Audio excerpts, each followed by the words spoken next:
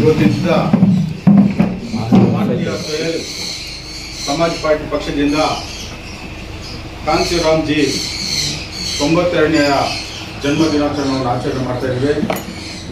ಈ ಒಂದು ಕಾರ್ಯಕ್ರಮಕ್ಕೆ ಭಾರತೀಯ ಭಾರತೀಯ ಸಮಾಜ ಪಕ್ಷದ ಕಾರ್ಯಕರ್ತರು, ಮುಖಂಡರು ಮತ್ತು ದಲಿತ ಪರ ಸಂಘಟನೆಯ PVC ಮಣಿಯವರು ಮತ್ತು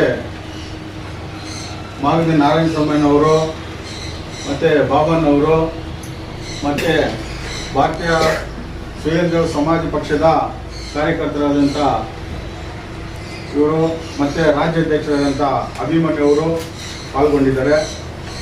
ಇವತ್ತಿನ ದಿವಸ ಕಾಂಶಿರಾಮ್ಜಿ 92ನೇ ಜನ್ಮದಿನೋತ್ಸವವನ್ನು ಆಚರಣೆ ಮಾಡ್ತಾ ಇದ್ದೀವಿ.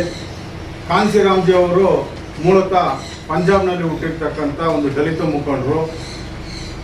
ಅವರು ಹಲವಾರು ಹೋರಾಟದಲ್ಲಿ ಪಾಲ್ಗೊಂಡಿರ್ತಾರೆ. ಕಷ್ಟ ಸುಖಗಳನ್ನು ಅರಿತು ಅವರು ಏನಾದರೂ ಒಂದು ಸಮಾಜಕ್ಕೆ ಕೊಡುಗೆ ಮಾಡಬೇಕು, ನಾವೇನಾದರೂ ಒಂದು ಈ ಕಷ್ಟದಲ್ಲಿ ಹೋಗ್ಲಾಡಿಸ್ಬೇಕು ಅಂತ ಹೇಳ್ಬಿಟ್ಟು ಅಲ್ಲಿಗೂ ಹೋಗಿ ಸೈಕಲಲ್ಲಿ ಪ್ರಚಾರ ಮಾಡಿರ್ತಾರೆ. ಆ ಸೈಕಲಲ್ಲಿ ಹೋಗ್ಬೇಕಾದ್ರೆ ರಾತ್ರಿ ಹಗಲು ಇಲ್ಲದೆ, ಕಾಲಲ್ಲಿ ಚಪ್ಪಲಿ ಸಹ ಇಲ್ಲದೆ ಅಲ್ಲೆಲ್ಲಿ ಹೋಗ್ಬಿಟ್ಟಿದ್ದು ಪ್ರಚಾರ ಮಾಡಿರ್ತಾರೆ. ಪ್ರಚಾರ ಮಾಡಿ ಏನು ಈ ಅಸ್ಪರ್ಶ ಅನ್ನೋದು, ಜಾತಿ ಬಗ್ಗೆ, ಈ ಅವಾಗಿನ ಕಷ್ಟ ಸುಖಗಳ ಬಗ್ಗೆ ಜನರಿಗೆ ಅರಿವನ್ನು ಮೂಡಿಸ್ತಕ್ಕಂಥ ಕೆಲಸವನ್ನು ಇವರು ಮಾಡ್ತಾ ಇರ್ತಾರೆ.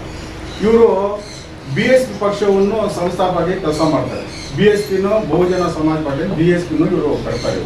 ಕಟ್ಬಿಟ್ಟು ಏನು ಬಾಬಾ ಸಾಹೇಬ್ ಅಂಬೇಡ್ಕರ್ ಅವರು, ಬಸವಣ್ಣ ಆಗಿರ್ಬೋದು, ಅಶೋಕ ಚಕ್ರ ಆಗಿರ್ಬೋದು, ಅವರು ಯಾವ ರೀತಿ ನಡ್ಕೊಂಡು ಬಂದರು ಅದೇ ರೀತಿಯಲ್ಲಿ ಬಂದು ಇವ್ರನ್ನೂ ಒಂದು ಸಂಘ ಸಂರಚನೆ ಮಾಡಿಕೊಂಡು ಕೆಲಸ ಮಾಡ್ಕೊಂಡು ಬರ್ತಾರೆ.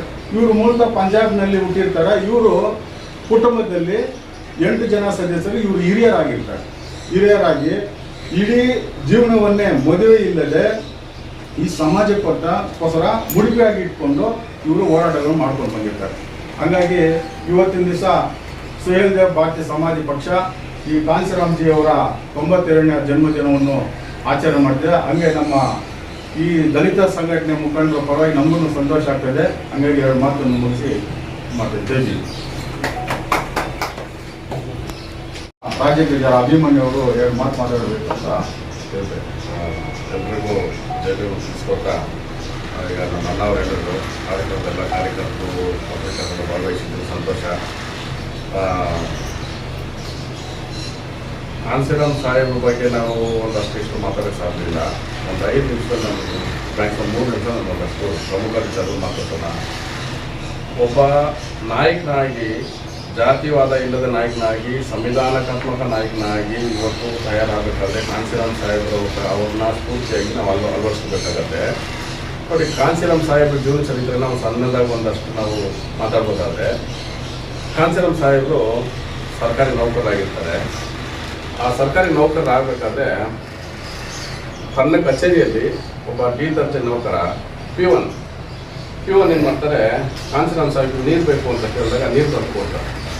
ನೀರು ತಂದು ಕೊಟ್ಟ ಸಂದರ್ಭದಲ್ಲಿ ಇನ್ನು ಮೇಲೆ ಇರ್ತಕ್ಕಂಥ ಸವರ್ ನೀರು ಏನು ಮಾಡ್ತಾರೆ, ಈ ಕಾಂಶಿರಾಮ್ ಯಾಕೆ ಆ ನೀರು ತೊಗೊಂಡೋಗಿ ಕೊಟ್ಟೆ, ಈ ನೀರು ಅವ್ರು ಮುಟ್ಬಾರ್ದು, ಕೊಡಬಾರ್ದು, ಅವ್ರು ಅಸ್ಪೃಶ್ಯರು ಅಂತೇಳಿ ಏನು ಮಾಡ್ತಾರೆ, ಆ D ದರ್ಜೆ ನೌಕರನ್ನ ಸರಿಯಾಗಿ ಇದು ಹೊಡೆದಾಕಿದ ಸಂದರ್ಭದಲ್ಲಿ ಕಾಂಶಿರಾಮ್ ಸಾಹೇಬ್ ಹೋಗಿ ಆ ಉದ್ಯೋಗ 3 ಅಧಿಕಾರಿಗಳನ್ನ ತನ್ನ A ದರ್ಜೆ, B ದರ್ಜೆ, C ದರ್ಜೆ ನೌಕರನ್ನ ಪ್ರಶ್ನೆ ಮಾಡ್ತಾರೆ. ಪ್ರಶ್ನೆ ಮಾಡಬೇಕಾದ್ರೆ ಅವರು, ಕಾಂಶಿರಾಮ್ ಏನು ನೀನು ನೋಡೋಕ್ಕೆ ಕೆಂಪಿಗೆ ನೀನು ನಮ್ಮ ಸಮುದಾಯದ ಥರ ಇದೆಯಾ, ನೀನು ಯಾಕೆ ಹೋಗಿ ಆ ಒಮ್ಮದಿರೋರ್ಗೂ ಸಪೋರ್ಟ್ ಮಾಡ್ತೀಯಲ್ಲ ಯಾಕೆ ಅಂತೇಳಿ ಪ್ರಶ್ನೆ ಮಾಡ್ತಾರೆ. ಆಗ ಆ D ದರ್ಜೆ ನೌಕರನ್ನ ಕರೀತಾರೆ, ಬಾಯ್ ನೀನು ಯಾರು ಹೊಡೆದವ್ರು ತೋರಿಸು, ಇವ್ರು 3 ಹೊಡೆದ್ರ, ಅವ್ರು ಹೊಡೆದ್ರು ಅಂದ ತಕ್ಷಣ ಆಚೆ ಹೋಗ್ಬಿಟ್ಟು ಚಿಲ್ಕಾಕ್ ಹಾಕ್ತೀನಿ ಅಂತ ನೀವು ಹೋಗಿ ಚಿಲ್ಕಾಕಿದ ತಕ್ಷಣ ಏನು ಮಾಡ್ತಾರೆ, ತನ್ನ ಮೇಲಾಧಿಕಾರಿ 3 ಇರ್ತಾರಲ್ಲ ಅವನ್ನ ಬೆಲ್ಟ್ ಬಿಚ್ಕೊಂಡು ಸರಿಯಾಗಿ ಹೊಡೆದಾಕಿದ ತಕ್ಷಣ ಕೆಲಸದಿಂದ ವಜಾ ಆಯಿತು. ಒಂದಷ್ಟು ದುಡ್ಡು ಉಳಿಸ್ಕೊಂಡಿರ್ತಾರೆ. ಪಂಜಾಬಿಂದ ಬಂದು ಕೆಲಸ ಸೇರ್ಕೊಂಡಿರ್ತಾರೆ, ಒಂದಷ್ಟು ದುಡ್ಡು ಉಳಿಸಿಟ್ಕೊಂಡಿರ್ತಾರೆ. ಆ ದುಡ್ಡಲ್ಲಿ ಏನು ಮಾಡ್ತಾರೆ, ನೇರ ಹೋಗ್ಬಿಟ್ಟಿದ್ದೆ ಕಲ್ಲು ಮಾರ್ಕೆಟಲ್ಲಿ ಹೋಗಿ ಬಂದು ಪಿಸ್ತೂಲ್ ತಗೊಂಡು ಅಲ್ಲಿ ಹೋಗಿ ಅವ್ರ ಆಫೀಸಲ್ಲಿರುತ್ತೆ. ಇಷ್ಟೊಂದ್ರೆ ಒಂದು ಮರ ಇರುತ್ತೆ, ಒಂದು ಮರಕ್ಕೆ ಬಚ್ಚಿಕೊಂಡು ಇವತ್ತು ನನ್ನ ಮಕ್ಕಳು ನೋಡಬೇಕು, ಸುತ್ತೂರು ಬರುತ್ತೆ. ಇದನ್ನು ಯಾರ ವಾಚ್ಮ್ಯಾನ್ ಇರ್ತಾರೆ, P1, ಅವರು ದೂರದಾಗ ಗಮನಿಸ್ತಾ ಇರ್ತಾರೆ. ಗಮನಿಸ್ಕೊಂಡು ಏನು ಮಾಡ್ತಾರೆ, ಕನ್ಸ್ಕೊಂಡ್ವಿ ನೀವೇನು ಮಾಡ್ತಾ ಇದ್ದೀರಾ ಇಲ್ಲಿ, ಏನು ಬಚ್ಚಿಕೊಂಡು ನೋಡ್ತಾ ಇಲ್ಲ ಅಂದರೆ ಪಿಸ್ತೂಲ್ ನೋಡ್ತಾರೆ, ಪಿಸ್ತೂಲ್ ಬೆಚ್ಚಿಕೊಂಡು ನೋಡ್ತಾರೆ.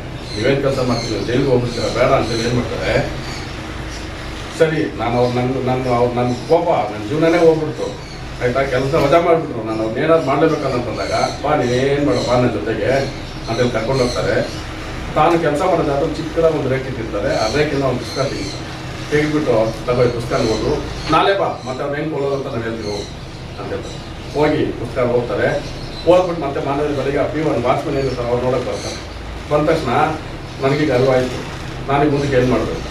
ಈಗ ಹೋಗಿ ಆ ಪಿಸ್ತೂಲ್ ಅದೇ ಕಲ್ಲು ಮಾರ್ಕೆಟಲ್ಲಿ ಮಾರಿದ್ರು ಮುಂದಿನ ದುಡ್ಡೇನು ಬರುತ್ತಲ್ಲ, ಹೋಗಿ ಎಲ್ಲ ಪುಸ್ತಕ ತಗೊಂಡು ಸಂವಿಧಾನಾತ್ಮಕವಾಗಿ ಏನು ಹೋರಾಟ ಮಾಡಬೇಕು ಪುಸ್ತಕ ತಗೊಂಡಾಗ ಈ ಪುಸ್ತಕನೆಲ್ಲ ತಗೊಂಡ್ಬಂದು ಕಾನ್ಸಿಲರ್ ಸಾಹೇಬ್ ಓದ್ಬಿಡ್ತಾರೆ.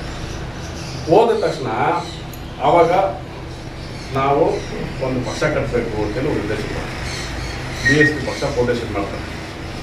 BSP ಪಕ್ಷ ಫೌಂಡೇಶನ್ ಮಾಡ್ತಾರೆ, ಪಕ್ಷನ ತುಂಬ ದೊಡ್ಡ ಮಟ್ಟದಲ್ಲಿ ಬೆಳೆಸ್ತಾರೆ, ಪಕ್ಷ ಬೆಳೀತದೆ. ಬೆಳೆದಾದ್ಮೇಲೆ ಈಗೇನು ಮಾಡಬೇಕು, ಪಕ್ಷ ಕಟ್ಟಬೇಕಾದ್ರೆ ಜನ ಇರಬೇಕು, ದುಡ್ಡು ಇರಬೇಕು, ಕಾಸು ಇರಬೇಕು. ಆ ಸಂದರ್ಭದಲ್ಲಿ ಕಾನ್ಸಿಲರ್ ಸಾಹೇಬನ್ನ ಎಲ್ಲರೂ ಡಿಗ್ರೇಡ್ ಮಾಡಿ ಓಡಿಸ್ಬೇಕಾದ್ರೆ ಅವ್ರು ಹೇಳ್ತಾರೆ, ದುಡ್ಡು ಪಕ್ಷ ಕಟ್ತೀನಿ, ನೀನು ಹಾಕೊಳ್ಳೋ ಚಪ್ಪಲಿ ಇಲ್ಲ, ಪಕ್ಷ ಹೆಂಗೆ ಕಟ್ತೀನಿ ಅಂದರೆ ಅವ್ರು ಮಾತು ಹೇಳ್ತಾರೆ, ಯಾವೊಬ್ಬ ನಾಯಕನ ಆಗಬೇಕು ಅಂತ ಒಬ್ಬ ವ್ಯಕ್ತಿ ಆಸೆ ಪಡ್ತಾನೋ ಅವನಲ್ಲಿ ಒಂದು ಯೋಗ್ಯತೆ ಇರಬೇಕು. ಏನಂದರೆ ನಿಸ್ವಾರ್ಥ ಇರಬೇಕು. ಮನೆಯಿಂದ ದುಡ್ಡು ಎತ್ಕೊಬಂದು ಹಾಕಿ ನಾನು ಸಾಮ್ರಾಜ್ಯ ಕಟ್ತೀನಿ, ಸೊಸೈಟಿ ಕಟ್ತೀನಿ, ಪಕ್ಷ ಕಟ್ತೀನಿ ಅನ್ನೋದನ್ನು ಯಾವತ್ತೂ ಪಕ್ಷ ಮಾಡೋಕ್ಕಾಗಲ್ಲ. ಒಬ್ಬ ಅಲ್ಲಿಂದ ಅದನ್ನೇನು ಮಾಡಬೇಕು, ಸೊಸೈಟಿ ಮತ್ತೆ ಸಮಾಜದಲ್ಲಿ ಬಂದು ನೋಡಬೇಕು, ಅಲ್ಲಿನ ವ್ಯವಸ್ಥೆಗೇನು ಅಲ್ಲಲ್ಲಿ ಕೊಲ್ಲಲು ಆಗಿದೆಯಲ್ಲ ಅಲ್ಲಿಂದನೇ ದುಡ್ಡು ಕಾಸು ಹೊಂದಿಸ್ಬೇಕು, ಅದೇ ದುಡ್ಡನ್ನ ಹಾಕಬೇಕು, ಅಲ್ಲಿ ರಾಜಕೀಯನೋ ಇನ್ನೊಂದು ನೀವೇನಾದ್ರು ಮಾಡಿ ಅಂತ ಹೇಳ್ಬಿಟ್ಟು ಕಾನ್ಸಿಲರ್ ಸಾಹೇಬ್ ಒಂದು ಮೆಸೇಜ್ ಕೊಡ್ತಾರೆ.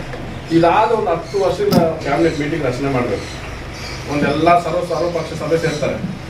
ಸರ್ವಪಕ್ಷ ಸಭೆ ಸೇರಿದಾಗ ಕಾನ್ಸಿಲರ್ ಸಾಹೇಬನ್ನು ಬುಲಾವ್ ಕೊಟ್ಟಿರ್ತಾರೆ. ಕಾನ್ಸಿಲರ್ ಸಾಹೇಬರು ಬರ್ತಾರೆ, ಬಂದು ಮೀಟಿಂಗ್ ಭಾಗವಹಿಸಬೇಕು. ಚಳಿಗಾಲ ಮೈ ಕೊರೆಯತಕ್ಕಂಥ ಚಳಿ ಇರುತ್ತೆ. ಆ ಚಳಿಯಲ್ಲಿ ಏನು ಮಾಡ್ತಾರೆ, ನನಗೆ ಸ್ವೆಟ್ರ್ ಬೇಕು ಅಂತೇಳಿ ಹೋಗಿ ಅಂಗಡಿ ಕೇಳ್ತಾರೆ, ಒಂದು ಜರ್ಕಿನ್ ಬೇಕು, ಸ್ವೆಟ್ರ್ ಬೇಕು ಅಂತ ಕೇಳಿದಾಗ ಇದ್ರ ಬೆಲೆ ಎಷ್ಟು, ಸ್ವೆಟ್ರ್ ಬೆಲೆ 20 ರೂಪಾಯಿ 25 ರೂಪಾಯಿ. ನಾನು 2 ರೂಪಾಯಿ ನಾನು ಸ್ವೆಟ್ರ್ ಕೊಡ್ತೀನಿ ಅಂತ ಹೇಳಿದ್ರೆ, ಬೇಕು ನಿಮ್ಗೆ 2 ರೂಪಾಯಿ ಸ್ವೆಟ್ರ್ ಬರುತ್ತಾ, ನಿಮಗೆ 2 ರೂಪಾಯಿ ಜರ್ಕಿನ್ ಬರುತ್ತಾ, ನಿಮ್ಗೆ 2 ರೂಪಾಯಿ ಬೇಕಾದ್ರೆ ನಿಮ್ಮ ಮಕ್ಕಳೆಲ್ಲ ಬಂದು ಮಸಾಲದಲ್ಲಿ ಬಿದ್ದರೆ ಹೋಗಂತ ಹೇಳ್ತಾರೆ. ಹೌದಾ, ಮಸಾಲಲ್ಲಿ ಸಿಕ್ಕತ್ತ, ಇಲ್ಲಿ ನೋಡ್ತೀನಿ ಅಂತ ಹೇಳ್ಬಿಟ್ಟು ಹೋಗ್ಬೋದು ಮಸಾಲೆ ಆಗ್ತಾನೆ. ಯಾರೊಬ್ಬ ಸತ್ತಿರ್ತಾರೆ, ತಗೊಬಂದು ಅದು ಊದ್ಬಿಟ್ಟು ಬೆಟ್ಟು ಬಿಚಾನ ಅದೆಲ್ಲ ಬಟ್ಟೆ ಎಲ್ಲ ಬಿಸಾಕಿರ್ತಾರೆ. ಹೋಗಿ ಅಲ್ಲೊಂದು ಜರ್ಕಿನ್ ತೆಗೆದು ಓದಿಬಿಟ್ಟು ಮೈಮೇಲೆ ಓದ್ಕೊಂಡು ಬಂದು ಪಾರ್ಟಿ ಮೀಟಿಂಗ್ ಅಟೆಂಡ್ ಮಾಡ್ತಾರೆ. ನಂತರ ಪಕ್ಷನ ಕರ್ತಾರೆ. ಇದರಿಂದ ನಮಗೇನಾಯಿತು, ಈ ಮೂಢನಂಬಿಕೆ ಏನಿದೆಯಲ್ಲ ಮಸಾಲದಲ್ಲಿ ಬಿಸಾಕಿರೋದು ಅದಕ್ಕೆ ಹಾಕಿ ಸಾಹೇಬ್ರು ಏನು ಮಾಡ್ತಾರೆ, ನಮ್ಮ ಬೆಹನ್ಜಿ ಮಾಯಾವತಿ ಮೇಡಮ್ ಇದ್ದಾರಲ್ಲ ಅವ್ರನ್ನ CM ಮಾಡ್ತಾರೆ. ಫಸ್ಟ್ ಮೀಟಿಂಗ್ ಕರೀತಾರಲ್ಲ, ಈ ಕಾಲಲ್ಲಿ ಕಿತ್ತೋಗಿ ರವಾ ಚಪ್ಪಲಿ ಹಾಕ್ಕೊಂಡು ನಡ್ಕೊಂಡು ಪಕ್ಷ ಕಟ್ಟಿದ್ರಲ್ಲ ಅದೇ ವ್ಯಕ್ತಿ 15 ವರ್ಷದ ನಂತರ CMನ ತಯಾರು ಮಾಡೋ ಮಟ್ಟಿಗೆ ಬೆರೀತಾರೆ. ಈ ಥರದ್ದು ಹಲವಾರು ವಿಚಾರಗಳನ್ನ ನಾವು ಕಾನ್ಸಿಲರ್ ಸಾಹೇಬ್ರ ಬಗ್ಗೆ ಮಾತಾಡ್ಬೋದು. ನಾವು ಮಾತಾಡೋಕ್ಕೆ ಟೈಮ್ ಸಾಕಾಗಲ್ಲ, ನಮ್ಮ ಸಮಯ ಅಭಾವ ಇದೆ. ಹಾಗಾಗಿ ಏನು ಈ ಕಾರ್ಯಕ್ರಮಕ್ಕೆ ನನ್ನನ್ನು ಕರೆದಿದ್ದೀರಿ, ತುಂಬ ಸಂತೋಷ ಆಯಿತು. ದಿನ ಈ ಪಕ್ಷನ ಮುಂದೆ ತುಂಬ ದೊಡ್ಡ ಮಟ್ಟದಲ್ಲಿ ಕೆಲಸೋಣ. ನಮ್ಮ ಕಾರ್ಯಕರ್ತರ ಮೇಲೆ ಅಪಾರ ನಂಬಿಕೆ ನನಗೂ ಸಹ ಇದೆ. ಇನ್ನೊಂದೇನಂತಂದರೆ ಪತ್ರಕರ್ತರು ಟೈಮ್ 2 ಗಂಟೆ ಕಡಿಮೆ ಇರ್ಬಿಟ್ಟು 2 ಗಂಟೆ ಟೈಮ್ ಕೊಟ್ಟಿದ್ದು 2 ಗಂಟೆ ಕಡಿಮೆ ಕನ್ನಡ. ಹಾಗಾಗಿ ನನಗೆ ಮಾತಾಡಲಿಕ್ಕೆ ಅವಕಾಶ ಮಾಡಿಕೊಟ್ಟು ಎಲ್ಲರಿಗೂ ಧನ್ಯವಾದಗಳು ತಿಳಿಸ್ಕೊತಾ ನನ್ನ 2 ಮಾತನ್ನು ಮುಗಿಸ್ಕೊಳ್ತೀನಿ.